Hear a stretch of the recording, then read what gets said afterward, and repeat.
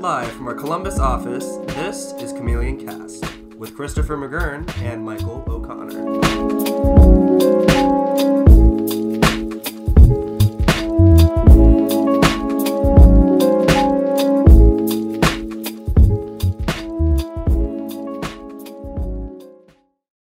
Hey everyone, and welcome, and thank you for watching Chameleon Cast. This is now episode 3 already, and today we're going to be talking about quantity versus quality. Specifically, what our experiences are between the two of them, and just to kind of, I guess, reiterate it, and to, in case this is your first episode, I'm Michael O'Connor. I'm Christopher McGurn.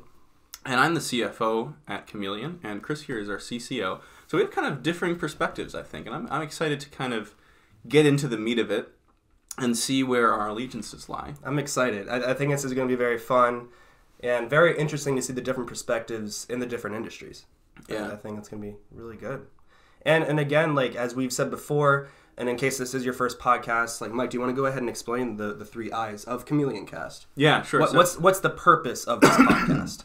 Excuse me. Yeah, so the purpose of the podcast is the 3 I's, like you mentioned, which are innovation, information, and impact.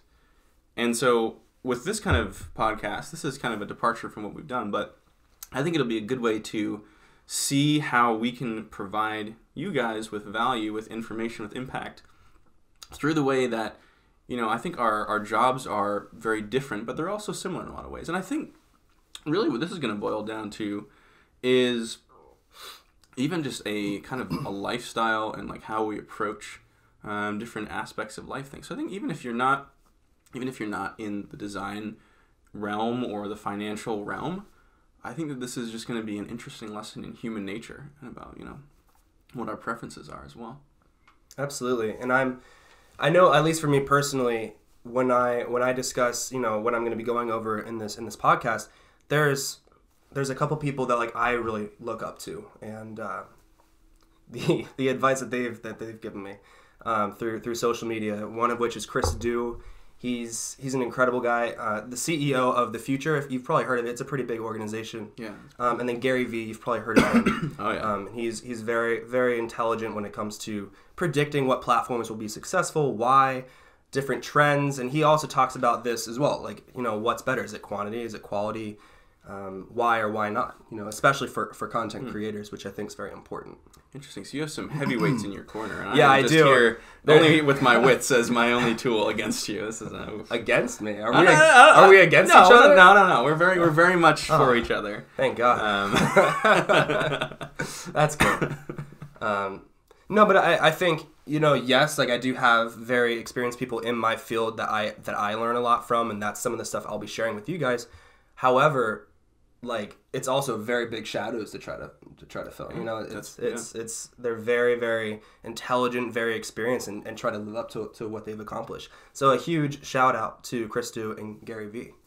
You guys are incredible, and hopefully you guys watch this video. That'd be awesome. So, but yeah, we'll get right into it. And yeah. So I'll go ahead and start, and then Mike will follow after me. Yeah. So. Excuse me. When it comes to content production, specifically with social media, a lot of people have questions like, okay, like, is it better for me to have a lot of content that's pretty good, or is it like less content that's really, really well done? And in my opinion, and I'll explain more about this later, but to give you my opinion right up front, having more quantity is better. Having a good quality is important, but the amount of posts that you have is so important. If you're so focused on making the perfect product, this and that all of a sudden you get one video done, per day rather than 6 pieces of content. All of a sudden, excuse me, you're like, unless your one piece of content is absolutely incredible, second to none, like best in the world, it's not going to stand out compared to the thousands and millions of people who are posting pretty good content out there 6 times a day. So you're just going to be lost in this ocean of content. Does that make sense? So yeah. like, unless, like, if you want to do less content that's really, really high end, go for it. However, you have to understand that you have to be literally the best of the best to get even just slightly acknowledged. Otherwise, it's going to be lost in the vast ocean of content. So that's one point I wanted to make. Do you have any thoughts on that? I know you do a lot with marketing as well too. So Yeah, you have some. I guess I just have a quick kind of question on that. And it's, do you think that that's because of the kind of the content ecosystem right now? There's so much social media is so vital to content, and in some ways, I think the algorithms and the way it's set up is very conducive to an enormous quantity. Do you think that's kind of a part of the reason? Do you think it's been a constant in terms of for years ago, or is it more I think, my personal opinion, there's just such an information overload. There's just so much stuff, so much noise. Excuse me, I'm getting over a cold here. But there's so much noise all the time. When you're scrolling on your phone, there's just endless content. Yeah. Endless, over and over and over. And so it's like, okay, like, I understand that you might not like having to do all of his content and have multiple content a day, but wow, excuse me, I'm losing my voice here. Drink some more water, Yes, more water. Here we go. Let me try this again. That's your coffee mug, I know. Coffee's good for your throat. Coffee's good for my throat. I'm an addict, okay? Leave me alone. Sorry about that, guys. Yeah, I'm getting over a cold here. But essentially, it's information overload. You have so much content that in order to stand out at all, it has to be absolutely exceptional, or you have to have a lot of it. You have to choose a side. A lot of people try to ride the fence and do a little bit of both. Like, I want to have a decent amount of content that's really, really well done. I'm like, you're going to waste all of your time trying to create the perfect product. And I have a quote from Chris Dew, one of the guys I mentioned earlier, and I really like how he describes it. This is his quote. "If you stop being self-critical and just create without expectations, you will make more and higher quality work than those who are waiting for perfection to happen." So, and again, Chris Dew right there. So essentially, like he's pointing out, he's making a very good observation in the sense that if you're constantly looking for the perfect product, the perfect video, this and that, like, it's going to take you forever, and all of a sudden you're going to go days without one post, and people aren't going to hear about you, and they're going to forget about you. And again, I think a lot of it does depend on, okay, is this like a personal channel you're trying to do? Is this for a business? Is this for, like who you work for? Is this for a friend? Like, a lot of it depends on who and what you're trying to do. But I'd say as a general rule of thumb, like, more content is better than less content with higher quality production. And I think that's an important distinction to be made, which I honestly didn't really think a whole lot about in terms of this before you brought up, waiting for being less self-conscious.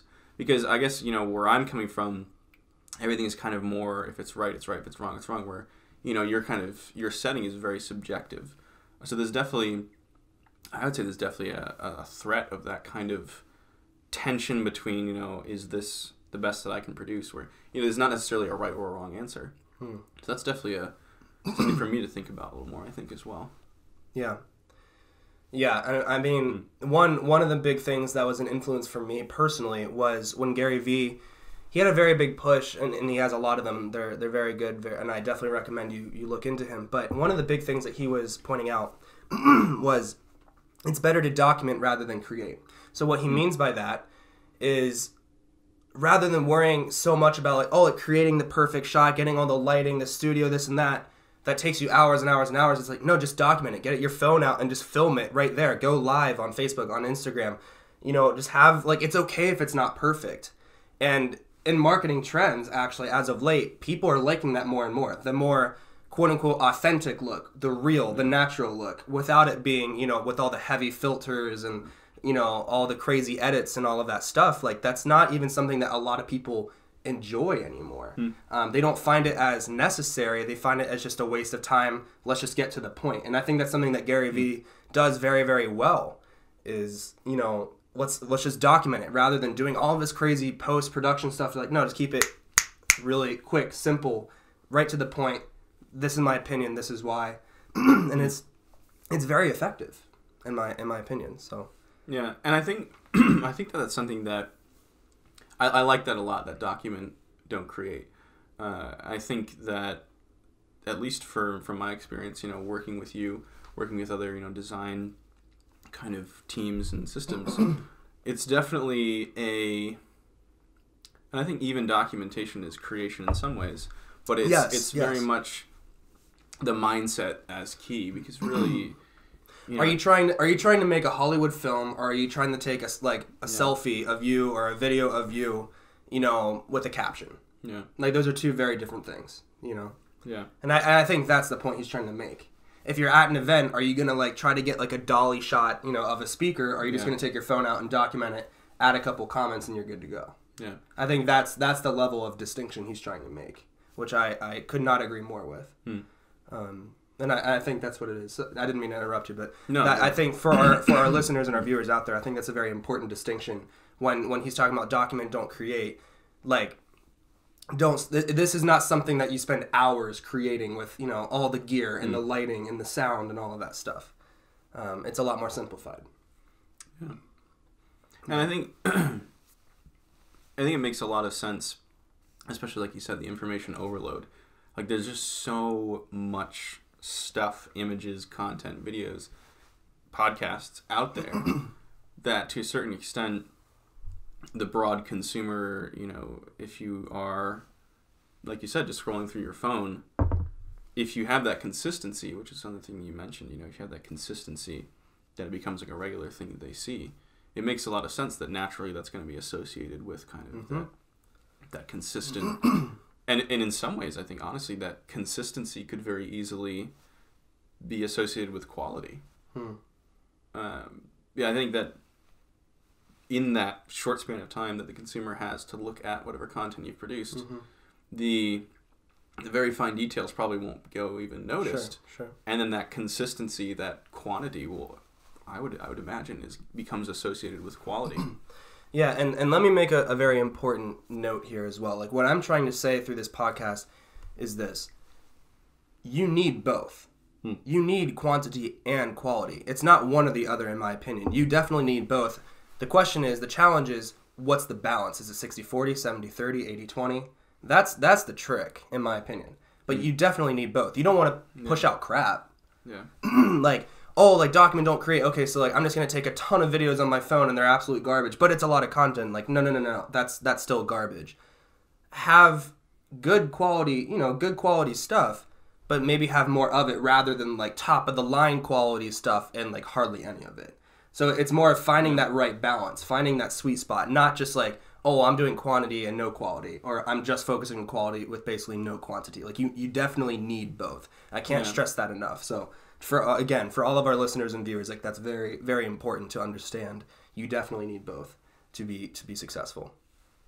Yeah. I mean, would you agree? Like, yeah, like with the media, but also, I mean, we're gonna get to you in a minute too, as far as like when it comes to finances and all of that. Like, it's always a balance, and it's always something where it can be very individual specific, organization specific to a certain company. Yeah. But it can go down to the microcosm level, individual specific, and I think it's honestly that's a problem that humanity has had since the dawn of time.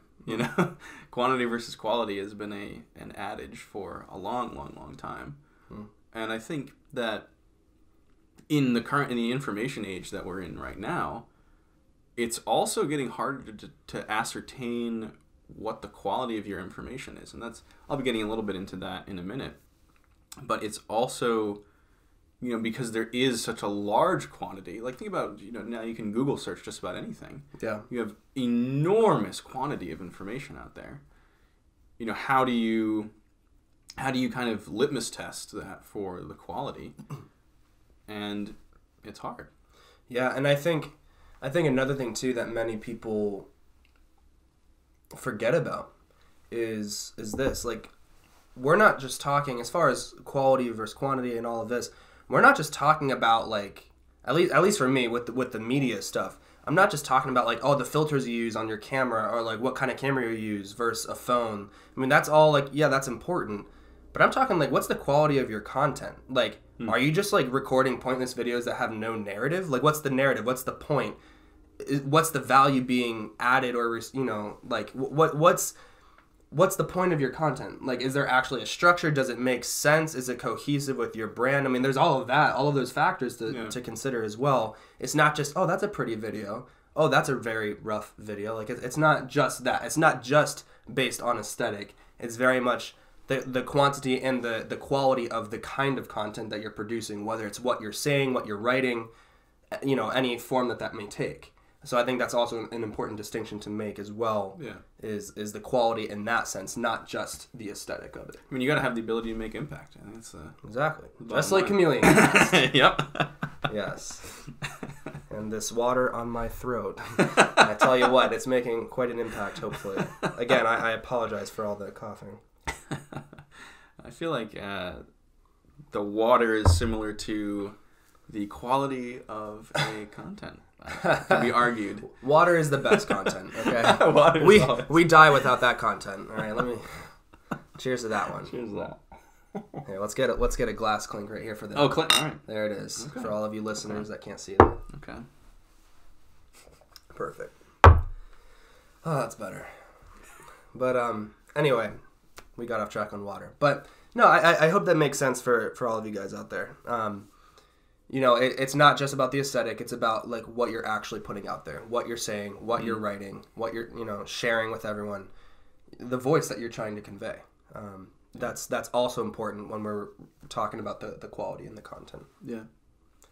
So let's get into more like on your side of things. That was a lot of like the social media stuff, content production, but let's go more into, your side of things. I think it's a very interesting thing that, and I think with this topic, when it comes to like how to choose, like quantity versus quality, like a lot of people often think, oh, like, okay, yeah, social media, that makes sense. Like they're talking about the social media content, the content production, but no one really thinks about like what you're about to talk about. I feel like it's definitely very much overlooked. And so I really think because we went through the dress rehearsal, so I know what he's going to say. Okay. Kind of. Do you really? Not really. I think I do. But no.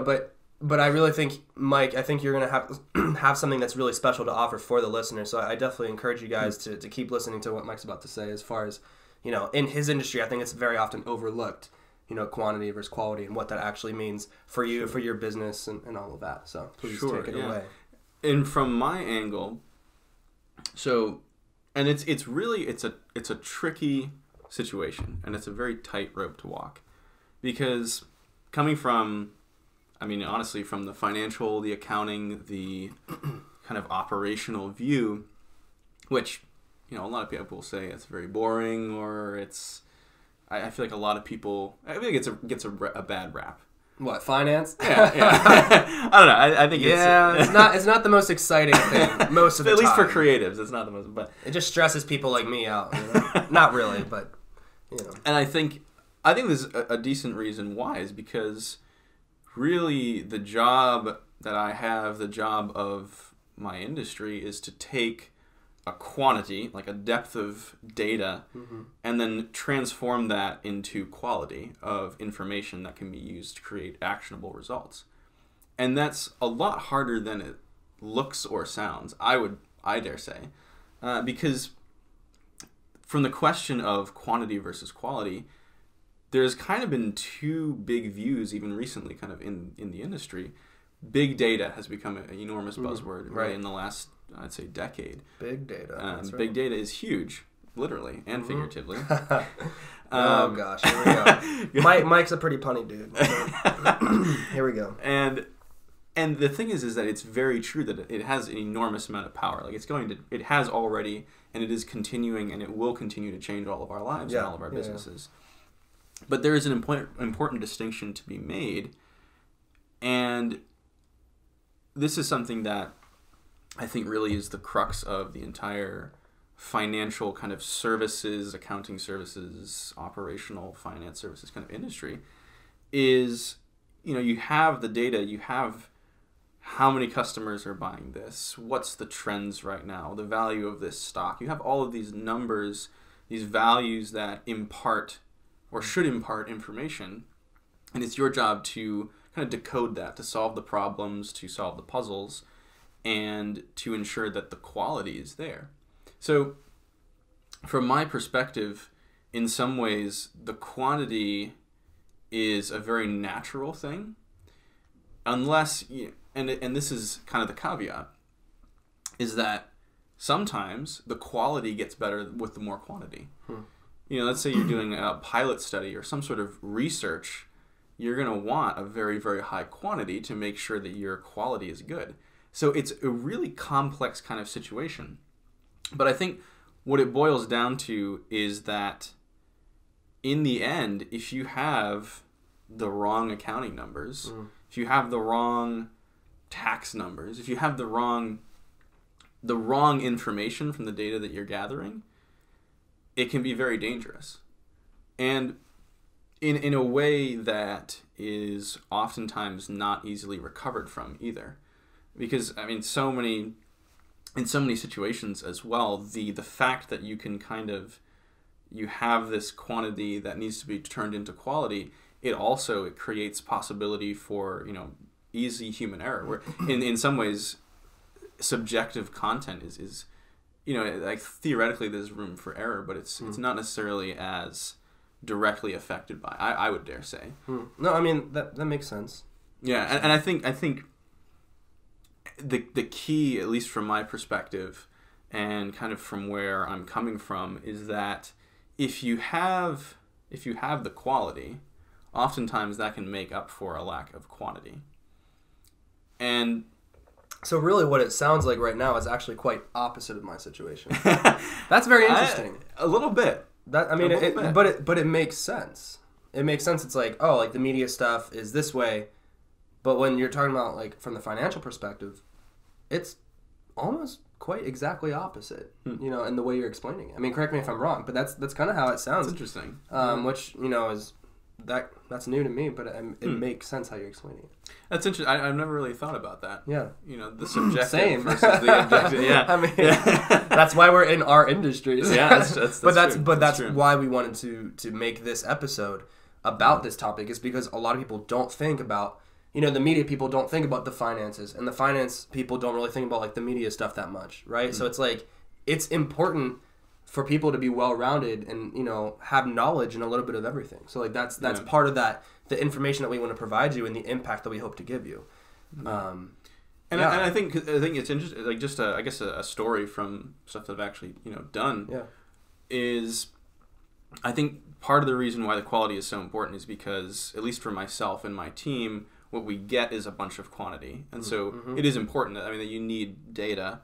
Of course. But like I think in terms of our role, in terms of our industry, the value comes when you turn that data into that impactful information, that innovative information, if you will. There we go. And I think the real key is when you're able to create the kind of quality that can both inform and really make sure that everyone understands it. So like you mentioned, it's important that I can kind of create the quality that you understand at a moment's glance, and you don't have to sift through that quality. Right. You immediately have the quality in front of you from the work that I do, from the work that my team does.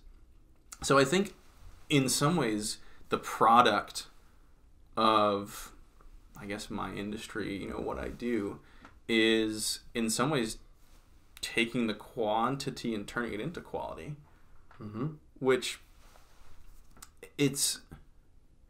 and I think there's always exceptions too. Of course, and that's the same for media. And that's another thing. Like going back to earlier, like there's always exceptions. Like this is not like this is what everyone needs to do. This is the law. Like there's always exceptions. So that is also very important for all of you guys to understand that as well.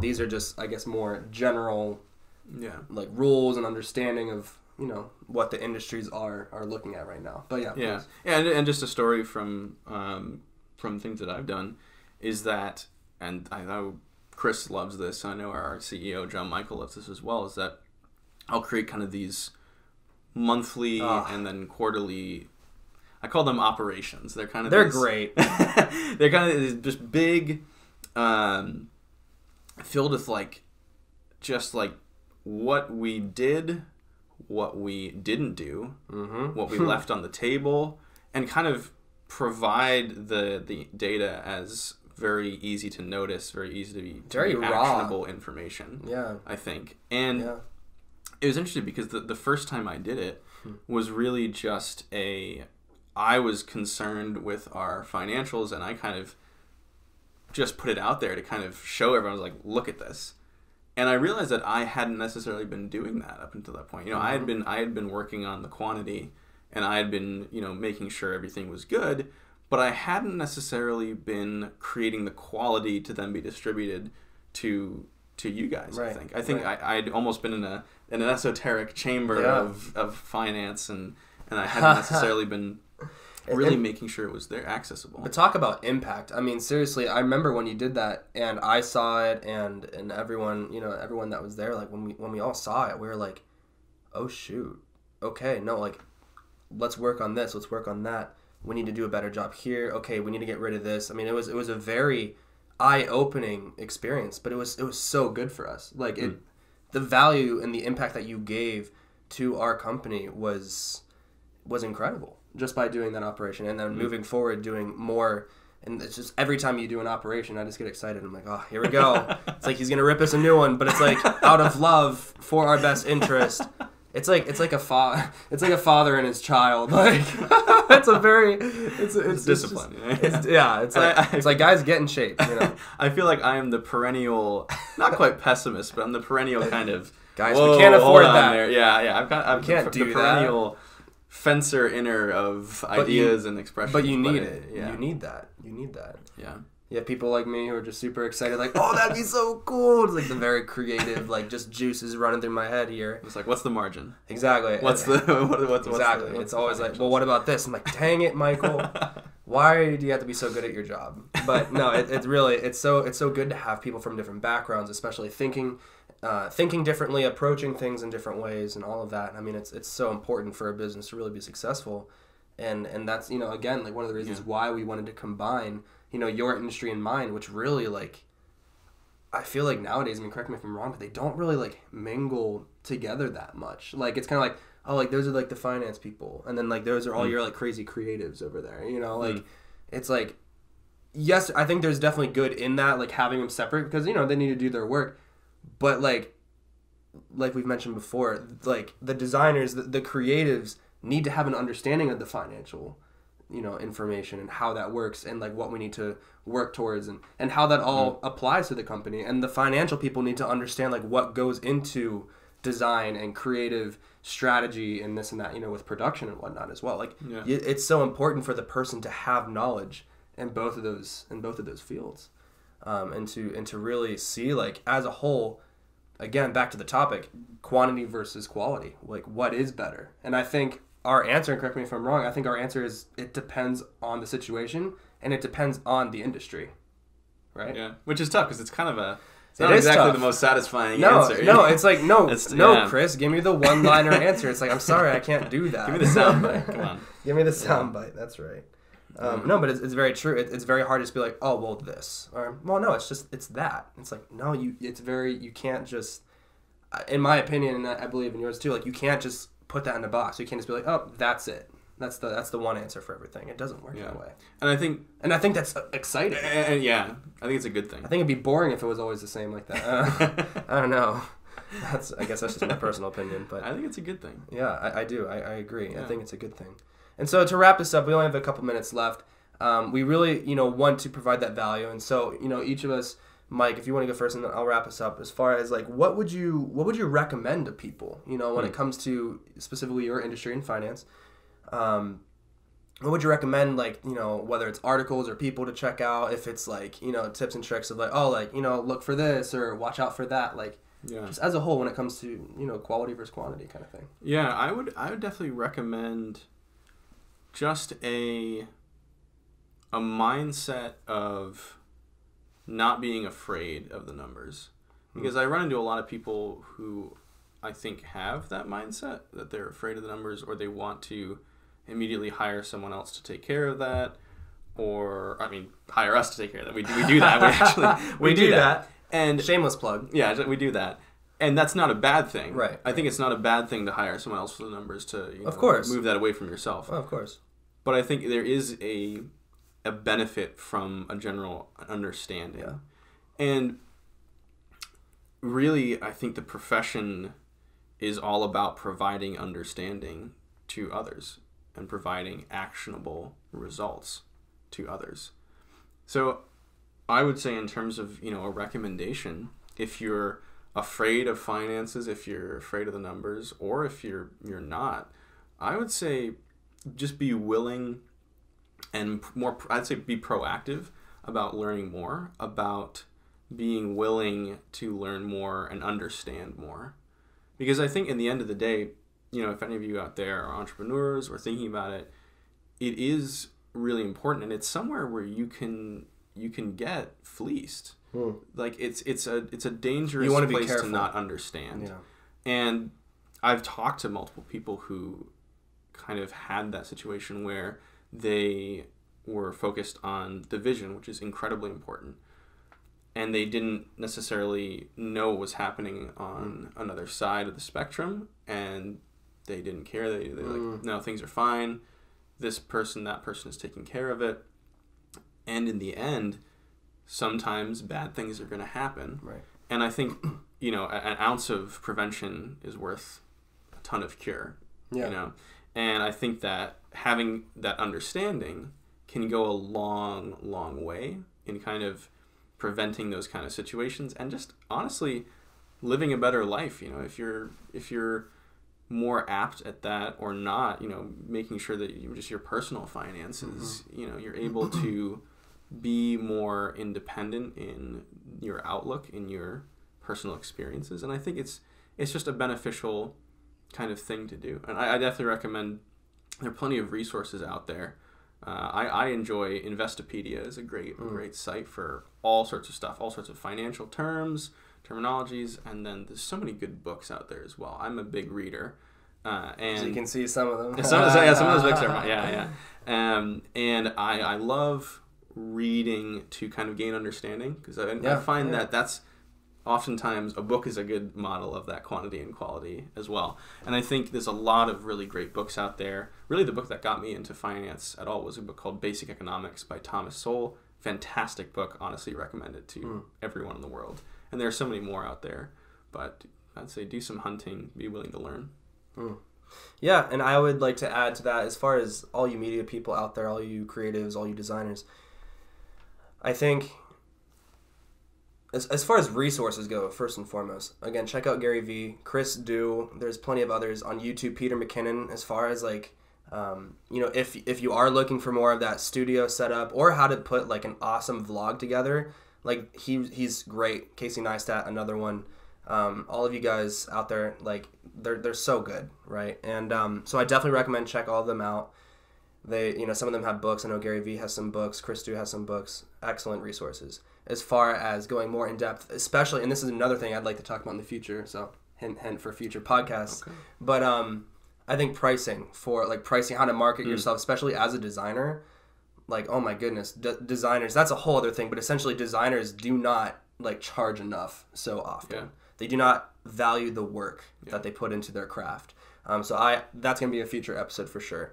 But really, what I would say as far as quality versus quantity, it really does depend on what you're trying to do. My personal opinion, quantity is better, but it has to have a quality to it. And so, and it depends on the person. If you want to have 5 pieces of content a day, great. If it's 1 a day, if it's 3 a week, that's great. It's just all depending on what you're trying to do. What are you trying to accomplish? And so that's my challenge for you, is figure out what that is. What is your goal? Who are you? What are you striving for? What's your brand? If you don't know, figure that out first. Once you have that knowledge and that base to go off of, that foundation, then you figure out the kind of content, the amount of content, when to post it, how to post it, what formats, and all that stuff will come along. So don't worry about all of that. Focus on who you are, what you do, and then from there, learn how to showcase it. So that's what I would recommend for all of you out there. I like it. And so now we are out of time. We're closing up here. So next week we're going to be having our next episode 4. It's going to be 12 noon on Fridays when it drops. Same time. Same time, same channel. Mike, would you like to do the whole high noon thing you like to do? I do. I'm a big fan of old westerns. Old westerns. I love high noon. John Wayne and Clint Eastwood, and he always says it. So I do. Yeah. Where is it? I already said it. You already said it. I missed it. Dang it. So anyway, but yes, we check us out on social media. We have a blog on our website, BeTheChameleon.com. We're also going to be having blogs coming up, with different topics, industry trends, and our thoughts on this and that as well. So that's a good resource to check out. And people to drop us a line. You have questions, suggestions, ideas for episodes. We just love. We love the community. We really do, and you guys are awesome. We love hearing from you, and we hope to continue to hear from you guys. Yeah. So until next time, we'll see you then. We'll see you later. This has been Chameleon Cast with Christopher McGurn and Michael O'Connor, the official podcast of Chameleon Solutions. Chameleon Cast. Innovation, information, impact.